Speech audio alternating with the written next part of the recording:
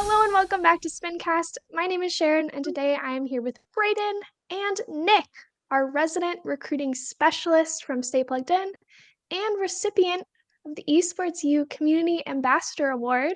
Congratulations. Thank you, and thanks for having me on.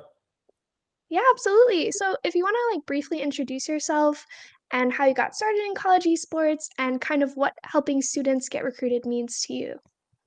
Sure. So my name is Nick Suarez. I'm the recruiting specialist, and also kind of the collegiate rep, or kind of the main point of contact for any collegiate coach that kind of comes through or uses our platform. But yeah, actually kind of started when I was playing baseball in college, my freshman year. When you play sports in college, like that's basically your job outside of going to class. So you just kind of try to find something to do on like your little off time that you have at like night after practice or something.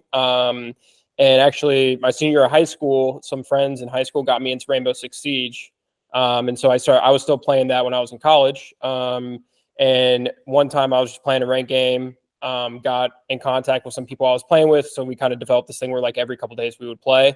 And one day they randomly asked me if I was watching Penta Esports at the time, now G2, who at the time was the best team in Rainbow Six. And I said, no, I didn't even really think of watching like professional play. Never really followed esports at the time. I always kind of had this idea that it existed at some level. I just didn't really know what that looked like outside of like the jokes that, kids would make about like the phase trick shotting in Modern Warfare. And so they sent me the link and I turned it on. I was like, this is pretty cool. And, I was really into sports and like the analytical side of stuff. So kind of using that in Rainbow Six can be very like structured and stuff like that. So kind of learned more about that. Started playing more competitive on like console Rainbow Six at the time. And then after doing more research, I realized you need to get like a PC or play on PC to like pursue the professional path there. And then at that time as well as kind of switching schools, kind of switching what I want to do with my life.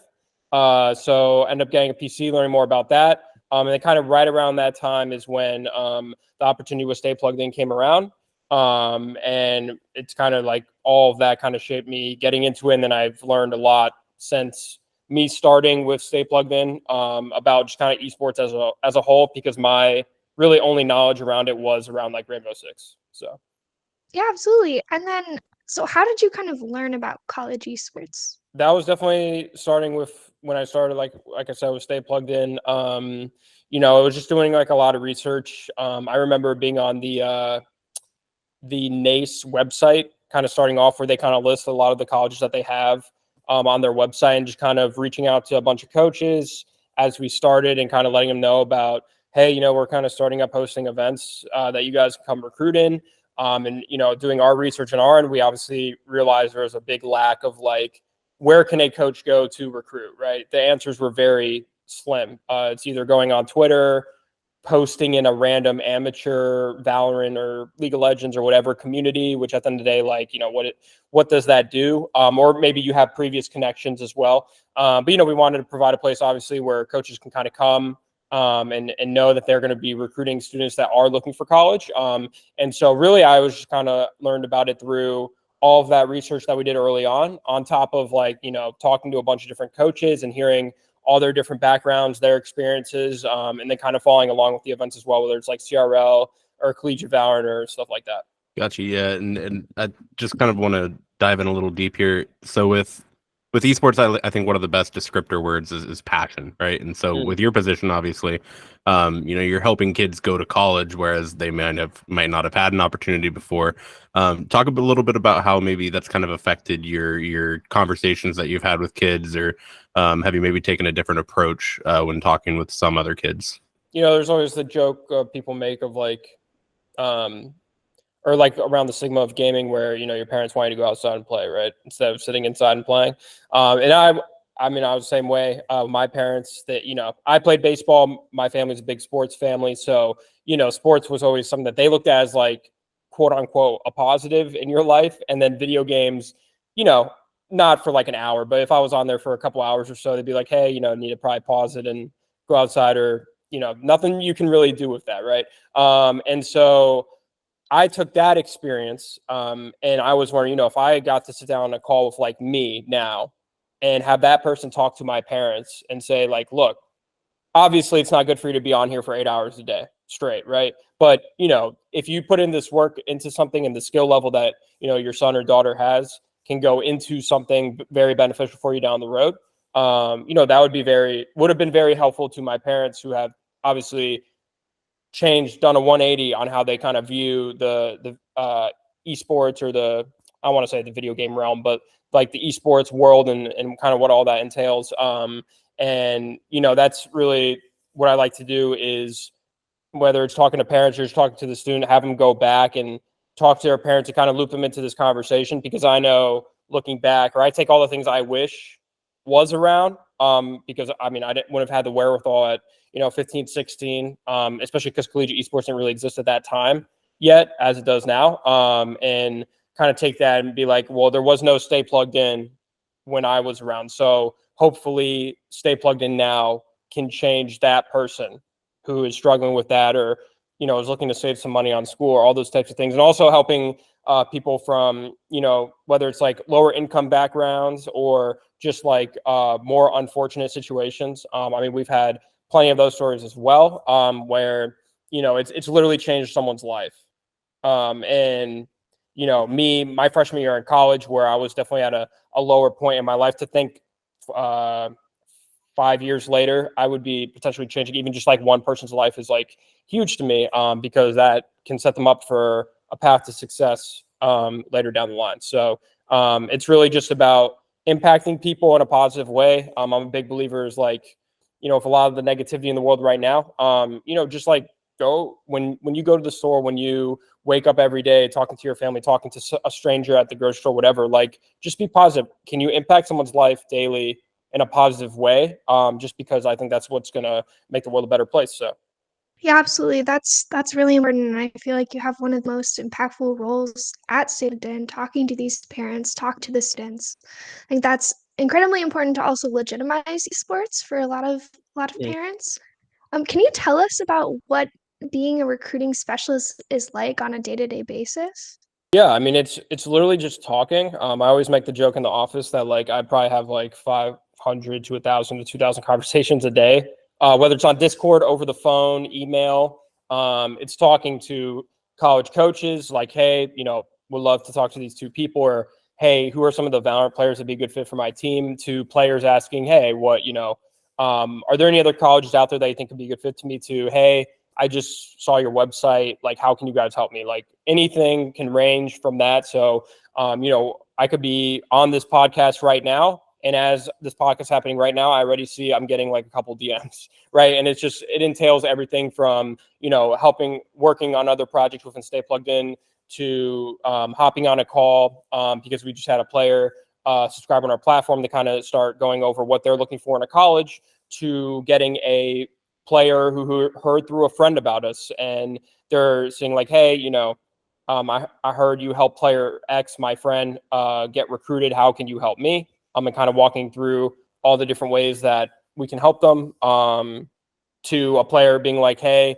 my parents would love to talk to you, and because they're kind of concerned about, what collegiate esports would look like for me, or things like that. So it can be a wide variety of things, but it's really kind of based on, I guess, what kind of conversation I have throughout the day, because, I can have like, obviously, let's say like 7 calls planned throughout the day. And then all of a sudden I have, a college request, some different players to get in contact with, or a player asking me like, hey, can you talk to me for the next 30 minutes? I would really like to. And it's like, so my schedule is kind of always changing. It's not really like a set thing. But kind of in the very short 1-sentence summary, it'd just be like literally just talking to people every day. Yeah, I can attest to that. My background, I was with Missouri Baptist a couple years prior to this, and I'd gotten in contact with you and Stay Plugged In then. We worked together, and myself and Tyler Deathwalker at the time was the coach. I think now it's Ricky. But yeah, just the work you put in day to day is outstanding. The number of requests you're getting from coaches. I know on our end, we were PMing you probably daily, if not every other day. So I can imagine it's the same for other coaches. How do you handle the I guess structure, or just like day to day of that? Because like you said, it is always ever changing. And so wanting to provide as many players to as many coaches as you can, do you struggle with that at all, I guess is what I'm asking.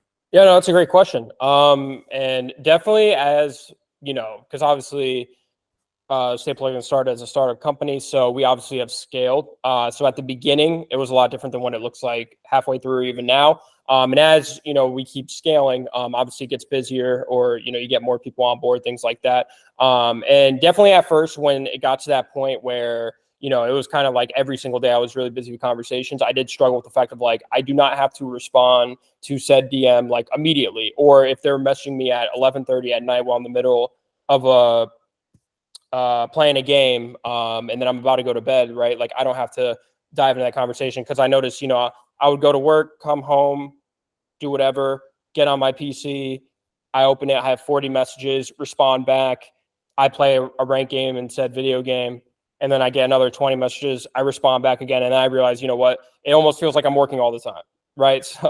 So eventually I still do, because I also understand, I talk to players that live in California, right? We're on the East Coast. So for them, their best time to message is at like 6 p.m. their time, and that's 9 p.m. for me. So I've also kind of changed my work schedule as well, where maybe I don't, some days based on my call schedule, don't start off so early in the morning, because I know I'll be up later at night. Where I'd always be like work 9 to 5, and then whatever I work after, where now it might be like 11 to 8 or like whatever, right? I've kind of adjusted, like, let me look at my own schedule and adjust off that. I don't have to feel like, I have to work a set time in that sense. And then also, I think something anyone struggles with when they work with an online job is like, you don't have to stay online. And my girlfriend can definitely speak to that. Part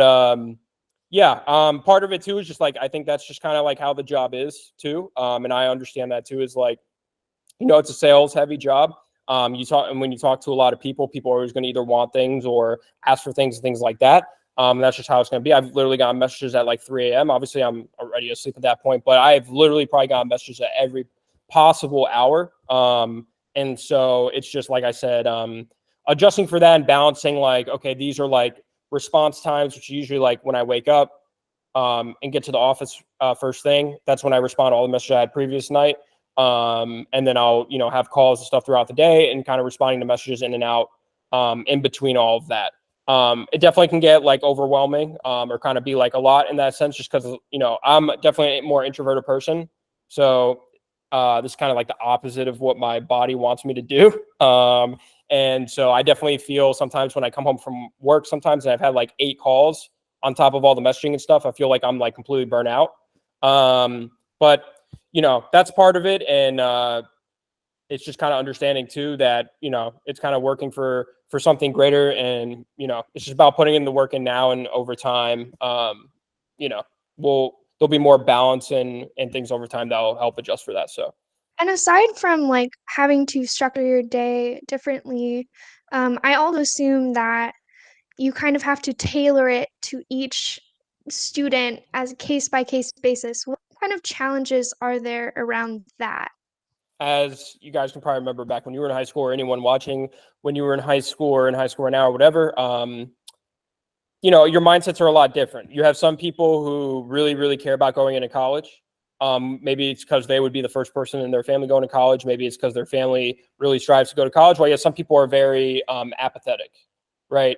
And then you have everything in between. So, I'll hop on a call that I think is going to be, 15, 20 minutes, I'd say, or probably anywhere from like 10 to 20 minutes, kind of the average. And, I'm expecting a 10, 20 minute call. We get on, and you can tell immediately the student is, very like, I'm asking them questions, they're one-word responses. And, that's basically it. And so that's going to be very brief. Well, then you have other people who are asking like a crap ton of questions, which, and by that is very good. I'm not saying it should be one way or the other. I'm just saying, for people obviously who ask a lot of questions, then it's like, okay, that's obviously going to be a longer call. Anytime parents are on the call, generally it's a longer call. Like it's honestly a lot of times like a 45 to an hour long call, just because for obvious reasons, they'll have a lot of questions as well. So a lot of times when I know a parent's going to be on the call, I understand that's going to be a longer conversation usually.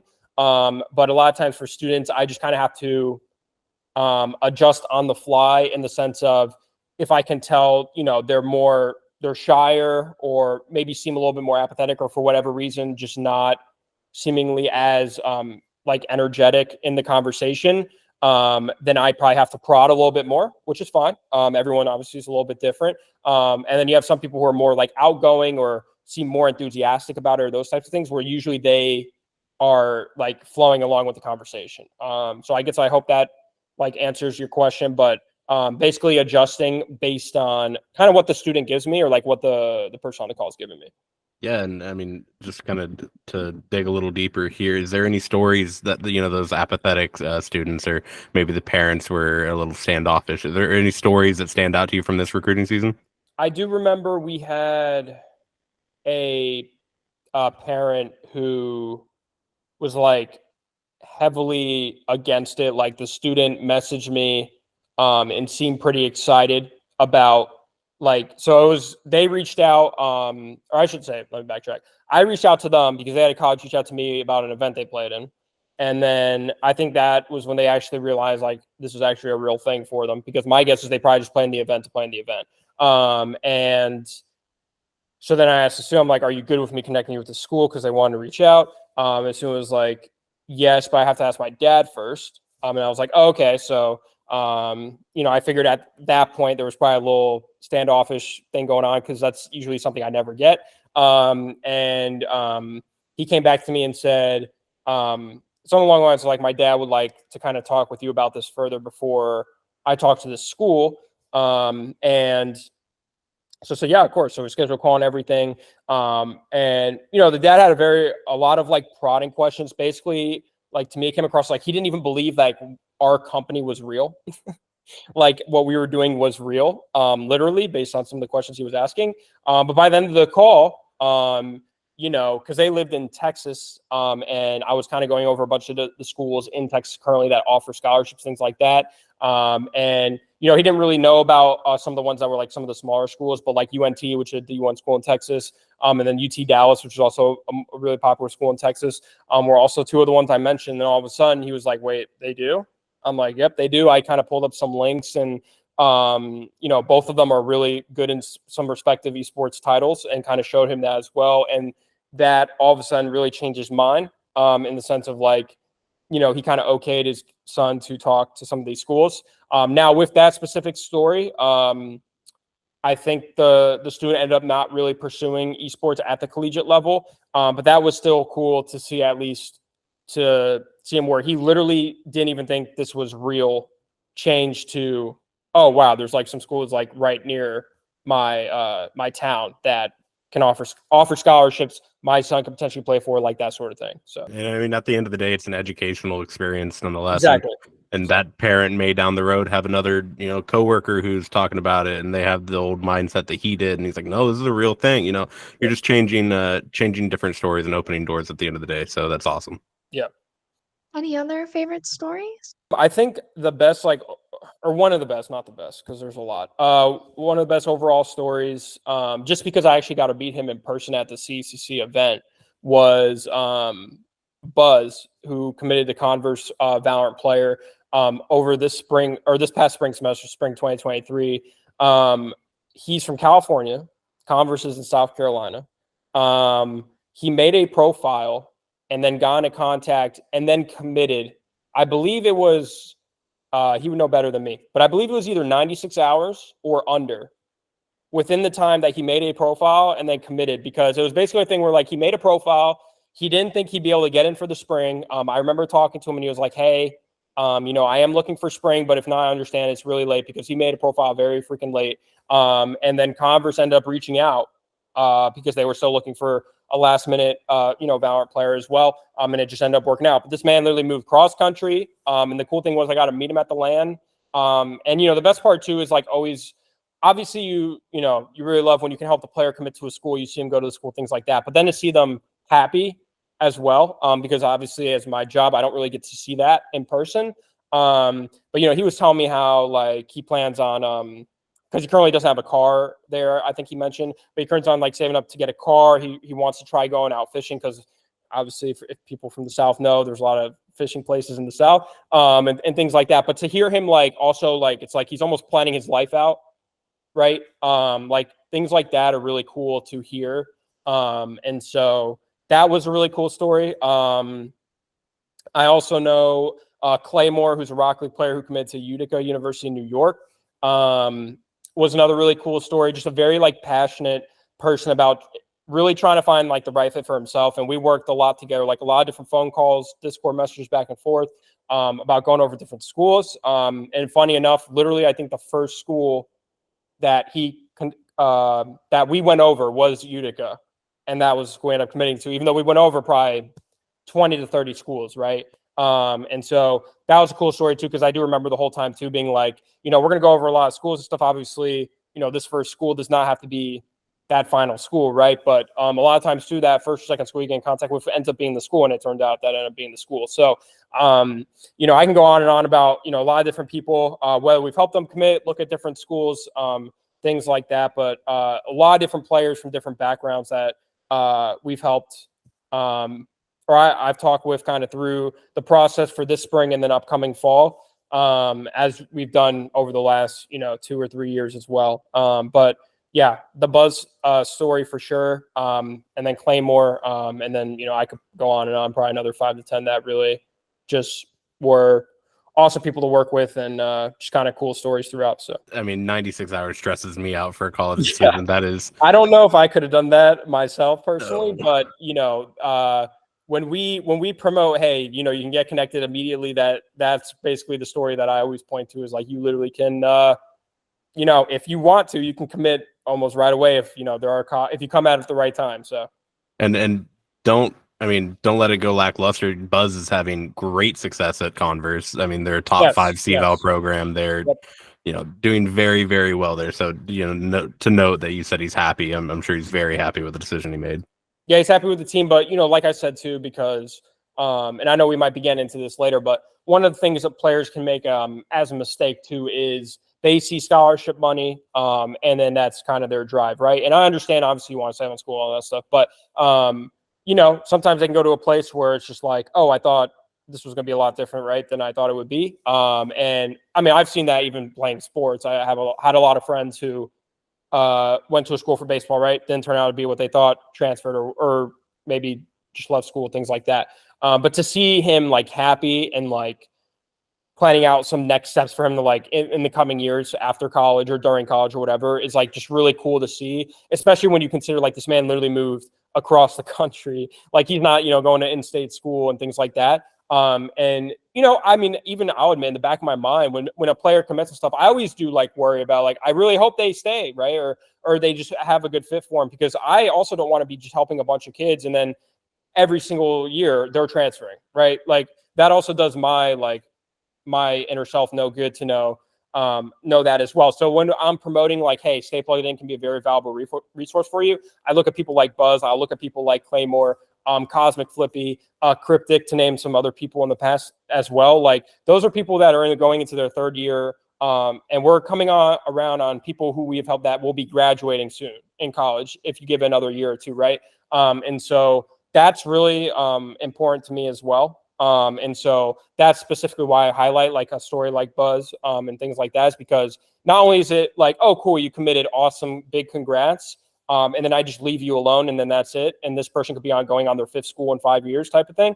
But he's someone who found the right place for himself, and that's almost more important to me than like just knowing that he committed. How do you kind of try to ensure that students are getting the right fit and are finding their home? Are there questions that you ask them to kind of make that fit? Like, what is that like?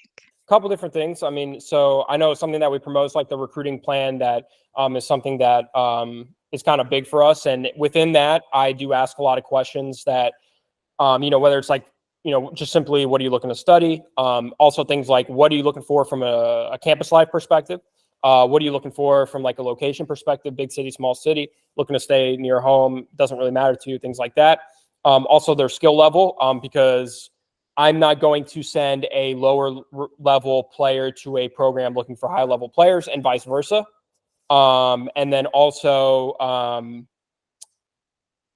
things about costs and stuff like that, right? Obviously, if everyone could go to school for free, everyone would do it. But realistically, budget wise, what are you looking for? Those types of things. And then off of that, I can kind of go over a bunch of different programs that kind of fit those. Obviously, like you said, I can never obviously insure it. I can probably come up with, however many programs that I personally believe could be a fit. But obviously, how they mesh with the coach there or the coaching staff, and how they kind of vibe with the campus and the location of it and all those types of things are just going to be different, even if the school is pretty similar.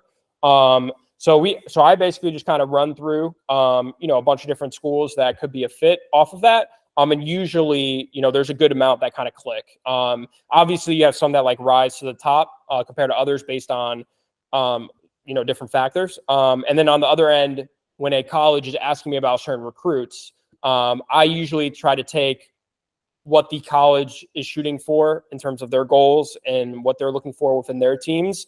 And a lot of times, since I do have that conversation with the player, I can also kind of extract, what would be a good fit there, right? So like going back to kind of the example I used earlier, let's say the coach reaches out to me, they're really looking for an IGL. Well, a lot of times what you're looking for in IGL is enthusiastic, communicative player. So if I just got off the phone with someone who, seemed very apathetic, definitely more laid back, things like that, I'm probably not going to send that player right on over because they're just looking for a different type of person. Not to say that, the person's a bad person or anything like that, but they probably just wouldn't be a good fit, right? So I just kind of try to, mold it off of that. Obviously, I don't have 100% success rate in being like, hey, this player's a good fit, and then they end up committing. That's never how it's going to work. But, we can kind of go over different things like that, and I would say it's been pretty successful in like terms of pairing, similarly minded players with what the program's kind of looking for. So I guess we're heading into the lull season, right? It's graduation season and summer's coming in. What are 1 to 2 things that you would encourage a junior turning senior to do to better their recruiting profile on Spin or just their recruiting resume, I guess, to make it more appealing for a college? A good thing always, especially from like a skill-wise standpoint, is try to play in some events. Obviously, I always kind of point to our stuff just because they are recruiting specific events, and we are hosting some stuff over the summer. But if those are not available to you or you're not around for those, I mean, depending on what game you play, there's always some kind of tournaments or amateur stuff that you can play in as well. So I always try to recommend those just because at the end of the day, collegiate esports, as much as people may want to say it is or not, or anywhere in between, it is competition. And one thing a coach is always going to ask about is like, what's your background on competition? So one thing that can always kind of boost that or help with that is, that kind of competitive experience or resume per se. So that's something I always point to. And I know specifically for our events, we don't, amateur can definitely be a little bit more restrictive in the sense of like, you probably need to be on a team. It's, depending on your skill level, may be harder to like break into it. While for our stuff, it's generally, we basically allow anybody. So that's something I always point to, or if you play in like a high school league or things like that, if they're doing stuff over the summer, definitely try to play in that stuff. All those sorts of things. But another big thing too, which is, I probably should start off with this one because it's the most important thing, is like grades. If you struggled or have been struggling throughout your high school year of grades, like try to have the best year you can with your senior year. Or if you've already been doing good, like just keep that going. Because a lot of these programs can offer academic scholarships. But also just having good grades or like just solid grades shows a coach that they don't have to worry about you when you come to school. Because for those of you that don't know, you have to have a certain academic standing to just be able to play for the team. So if you can't even meet that, like you could be 10s, current player for Sentinels and Valorant, and if he had a 1.5 GPA, he would not be able to play, right? So like the coach cannot like break that rule. So grades are very important. It shows a certain level of commitment and things like that as well. But yeah, so try to play in some events if you can. Definitely get focused on like when you come back for your senior year to keep those grades up. And just try to get your name out there, whether it's making a profile and stay plugged in, reaching out to some colleges via email or Discord. If any other, like using Twitter or Discord or potentially, other platforms out there. At the end of the day, I'm going to be biased and say, like I said, I believe we have a very good track record. A lot of players and coaches would vouch for that. But there's never too many things to use, right? Like you can't be in or use too many things at the end of the day either. But also another important thing too is start early. Don't wait to start until this time next year or January of next year. Try to get out ahead and, obviously understand you may be traveling a lot over the summer or maybe just busy and, trying to take time off and refocus for your senior year. But, like I said, just reach out to try to get into conversation with a couple schools and things like that. Get you a head start from a lot of other people who I've seen that start, halfway through their senior year. And at that point, rosters have already started filling up. So, yeah, so definitely recommend taking a look at all those things and kind of going from there. Moving towards the recruiting profile side of things, what Yeah. would you say are a couple of things that students should absolutely have on their recruiting profile? Well, first thing, you definitely want to make sure your contact information is accurate. Run into sometimes where, obviously Discord changes or whatever. And I know, I believe Discord is going through a pretty massive update where they're removing all the hashtags. So when that happens, definitely make sure you go in and do that. Otherwise, a coach is going to be adding the wrong contact info, and I'm sure you probably want to talk to that coach. So, make sure you update that. Definitely make sure you have, it asks for obviously what field to study, but don't, just put something just because. Make sure it's something that you actually do have some interest in, whether it's like business, computer science, health sciences, whatever. Just because, when a coach looks at your profile, obviously they want to make sure you're going to be a fit for their program. And one of the things that's going to be an automatic, like, okay, this student probably is not a good fit is if they don't have a major that's compatible with their program, right? So you want to make sure that stuff is accurate or actually is something you're interested in. Don't just put something down because you want to put that down. Another important thing is going to be if you have any strict preferences on what you're looking for in a school. So let's say, you live in North Carolina and you want to stay in state. Make sure in your biography, just put in that, you're looking for in-state offers because we have colleges from around the country and even Canada, and you're going to have schools that reach out if they're interested, right? And it's going to be a waste of your time to have a school reach out and you're going to get all excited and be like, oh my God, the school reached out. And then it's like, hey, we are from, I'm the director at University of North Texas. And it's like, oh, they're from Texas. I'm not going to be interested, right? And all of a sudden it's just a waste of time. So to avoid all of that, if you have any strict preferences, whether it's like location or maybe you don't want to go to a religious college, or maybe you don't want to go to a big school, anything that's like, I do not want to do this, put in your biography. Or maybe things you are looking for, right? Because while the biography, when you create your account, is optional, that can be a very important space to use to kind of save time, or just have more schools that are more to your liking reach out to you. But yeah, those are kind of the main things. Any competitive experience, like I kind of mentioned just before this, it can be important to put onto your profile just because colleges will ask usually about that. So one of the common questions will be like, for Valorant, for example, do you have VLR? Do you have a Spike? What tournaments have you played in? Do you play in a high school league? Things like that. Even if you have like just scrim experience, you have experience playing with a team, instead of just playing ranked and stuff like that. So, or for whatever game you do play, for any requisite stuff you've played in any event, whether it's Stay Plugged In events, amateur events, high school events, whatever, put that down. Basically, the more stuff you put in your profile about you, the less questions a college has to ask and the more they will know, which means they will be more likely to be even more interested when they reach out. Because a lot of times, if you have a very vague or generic profile, when they reach out, they're just going to have to ask initial questions first to then get it out of the way to then see if they will even be interested. Because if you have a very vague profile and then they ask, well, then I understand, you're in North Carolina, we're at school in Texas. Are you open to going to Texas? And then you say no. Okay, well, then the conversation's done. If that's on your profile, like I said, then that conversation doesn't even need to be had, right? So I always say the more the better. There's not really like too much you can put, right? So I wouldn't say there's two things that are like too specific to put. Just make sure all your information is accurate, and make sure that, you kind of cover like the GPA portion, the contact info portion, what you're looking to study, and kind of any of the other specific things that you are looking for within your collegiate experience. So we've kind of answered it around the podcast, but for those interested, could you give us like a pipeline, like step 1, 2, 3, 4, 5 of they find the Spin platform and how do they get in contact with you? What's kind of the step through there? I guess let's say you find our Twitter, or just kind of happen to come onto our website.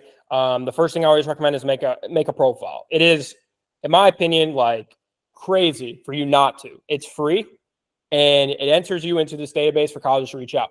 And from that perspective, I don't know why you wouldn't. So I always say start the profile. I know we have like email and contact info at the bottom of our website that you can always reach out to, which is like an info email. But obviously you can reach out to me. I believe my Twitter is Nick_Suarez21, and my Discord as well. Capital S Suave, #3416, I believe. Yeah. So for anyone watching, I guess you can always reach out to those. But generally speaking, I always say make a profile, and then after that, you kind of have like 3 other steps you can do. You can use that college page that we have on there. I believe now we're over 380 colleges on there. So you have a bunch of colleges you can look through, a bunch of different filters you can use, and all that sort of stuff. So that's a great kind of stepping stone as well to use. I kind of mentioned the events. Events are always a great thing to play in. I always recommend Carity College is kind of one of the bigger events to try to plan if you can. But all of our online stuff is free. So if you're around, like, you might as well, type of thing, right? It's a great way, again, for colleges to be able to reach out so you play in person. And if you can make a LAN, if you're able to fly, travel, pay for that, high recommendation there as well, as that's a great way to talk to colleges in person.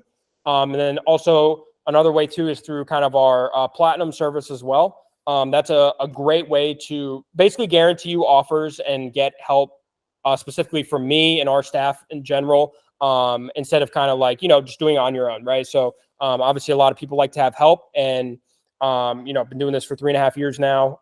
So definitely have a great idea of like, okay, you're looking for this stuff. These are going to be schools you're interested in, that sort of thing. So definitely start with making an account. And then after that, definitely check out the college page, the events, even the platinum plan's a great value at that as well. But kind of what you want to do within those things is kind of what I recommend to do after you make that account. What would you say are some like common mistakes that you've seen students make in the recruiting process, whether that's on their profile or talking to coaches? Just some like quick fire advice for that. Yeah, so I mentioned like the vague profile definitely is a miss one, where people just put like inaccurate information because they just try to get through the profile, which I mean makes sense. A lot of people don't even know when they make an account if anyone's going to reach out. So a lot of times you may make and you're like, whatever type of thing, right? Well, no, you want to definitely take it seriously, because like I said, college will reach out, and you want to make sure that info is accurate. So a lot of times people will just put very vague information and things like that. So you want to make sure that stuff's specific. Another thing in terms of just like common mistakes is like, you don't have to be super professional, but at least just show like common courtesy when you get in a conversation stuff. Don't take this as like you're just talking to like your bro type of thing, right? Don't just be polite, like you're talking to like one of your parents, or just kind of like a stranger in like a professional setting. Just because coaches do take that into account, and that can immediately just be an immediate turnoff. And players don't see it that way, just because it is online and it's not an in-person unless you're at a LAN or something. So, but you want to treat that like you are talking to them in person. See some other common mistakes. I would say probably those two are like the two generally that I run across, is like, just the vagueness there, or not taking it super serious, and like just having like pretty common courtesy, or just communicating with the coach as well, and not assuming that they're taking what you're saying exactly how you're saying it and stuff like that. So I would say probably those two are the most common I come across. I meant to ask this earlier. How long does the typical recruiting process take? Like 96 hours is probably not common. So like how Yeah. long should students expect for this, and parents expect for this to kind of take? That's a great question. 96 hours, definitely an outlier. I would say ideally it's a year. Like I said, you're kind of starting this summer as a rising senior, and then you are looking throughout the remainder of your senior year, and you're probably committing sometime between like February to May, right? So ideally, even though the space is probably not there yet, it's probably starting like at the beginning or halfway through your junior year. But where we currently are, I would say definitely beginning of your senior year, or within like probably 5 to 7 months, in that sort of range. Excuse me. Like I said, 96 hours. I've seen it take a month. I've seen it take a couple of weeks. But I would say, like, generally speaking, you know, we have plenty of students where like they were talking to schools around like October, September, and like now they finally, you know, made their decision or whatnot. So yeah, I'd say probably anywhere within like 5 to 7 months would be like a good frame to use, like within that time frame. And just adding on to just kind of mistakes that the recruits may make, or just general tips of advice. A couple weeks ago, we had a recruiting tip, and it was PJ Farrell at Cleveland State University. Ask the coach what you can offer the program versus what they can offer you, because that's just showing like general interest as a student, one, for the program, but two, you're going to be invested and you're going to be a high value player as far as that coach goes. Yeah. So a big thing too is like definitely, if you show like you're more interested, then, or I'll backtrack. So I'll use an example. If I'm a coach and I reach out to a player, and I introduce myself, and then I say, you know, do you have any interest in playing collegiate esports? And then they say yes. I'm like, okay, cool. Well, would you like to tell me some stuff about you? And then they say, you know, like a 3-word response. And then eventually every response I notice is very minimal. Then I'm going to assume, okay, well, this person's probably not interested, right? Even though you might be. Like I said, it kind of goes back to, you know, it could just be a more shy person. They just don't really know how to handle this conversation, you know, different things like that. Compared to someone who is reaching out and asking maybe specific questions, right? What times do your team practice at? You know, what are your dorm rooms like? What are your cafeterias like? You know, what, like anything that they're wondering about, or kind of what are your goals for the program? That will show a coach, like you mentioned with PJ Farrell, that you're interested in them. Or that you are actively looking for like what program is best for me, which they would respect, right? Another big thing too is, and I believe personally a lot of this from learning about and being in like the amateur space of esports comes from that aspect, where colleges are not amateur organizations. And a lot of times, especially for higher level players, they treat it as such, where a lot of times it's like, you know, what are you going to do for me? How much are you going to pay me? Are you going to do my, you know, Twitter banners, headers, you know, are you going to pay for my travel, things like that? Colleges have a lot of people reaching out to them. There's other people they can recruit, right? You're not these, you know, these are academic structures that have been around for potentially thousands of years. These are not amateur orgs that started 2 years ago and will dissolve maybe in 2 years, right? So if you treat them as such, then, you know, they're probably just going to move on. So that's another big thing too is, and, you know, for a lot of people listening to stuff, kind of probably know what type of mindset I'm talking about, where it's just very like egoed in a way, or that's at least how it can come across, where you're treating, like you said, where it's like, what do you owe me? And if that's the case, they will just take someone else. Because a lot of times players don't understand this either. It's like, if you commit to a school, you're committing to the school for up to 4 years if it's a 4-year school. You're playing in person most of the time. So you have to talk to your teammates and play with them and go to class potentially with them, eat at the cafeteria with them, all those things in person. With an amateur org, with the amateur Rainbow Six team I played in, we had one person who lived in California. We had one person who lived in Missouri, one person who lived in Florida. Like, you know, you're all over the map, right? And technically speaking, if I wanted to leave, I could just be like, hey guys, I'm gonna go find a different team. If you're in college, you want to leave, you could technically just leave, but you know, most of the time you're not going to do that, right? So you at least have to wait till the semester ends. And so a lot of times, just because again, it's so new, people don't realize that, but there's more inherent structure around collegiate teams than there are with, you know, what amateur organizations are nowadays, or just currently, just because of how they operate, right? No matter what the coaches or directors' goals or how their program operates, there's just more inherent structure. So a lot of times, I do run, or there are be players that I run across where, you know, they take that approach, and I immediately, you know, tell them, you know, you cannot look at it that way, because if you do, you're just going to be left behind. Yeah, absolutely. I think that brings up a lot of good points, especially that like once you make your profile, you don't have to wait for colleges to reach out to you. Like you can do that reach out as well, and you should. Um, but that second point that you brought up, what kind of expectations would you give to students? Like what should they be expecting after they make their spin profile, and what should they not be expecting? Yeah, so that's a little bit of a tricky question, just because every student is case by case, right? Like a really common question I get is, how long should I wait until I can expect the school to reach out to me after I make a profile, right? And I mean, if I could say 12 hours for like every person, like you could basically expect them to reach out, I would. But it really is just different. Part of it depends on when you make a profile. If you make it during a really hot time, heated part, like right now, for example, there's still a lot of colleges looking to fill out rosters. So inherently, you can probably expect colleges to reach out faster than if you're, a junior making your profile right now to go into your senior year, just because some schools may decide to wait on reaching out until 3 months from now, right? But it's never too early to start, because you would be surprised. We've had sophomores that have gotten reached out to, right? And you will not know until you do. And so the expectations or what you can expect are tricky. But what you can expect is that during the duration that you have a profile, you will get reached out to by probably multiple schools. Obviously, can't guarantee it, but you'll have multiple schools at some point reach out. Another thing you can expect too is, a lot of resources and tools to be able to use.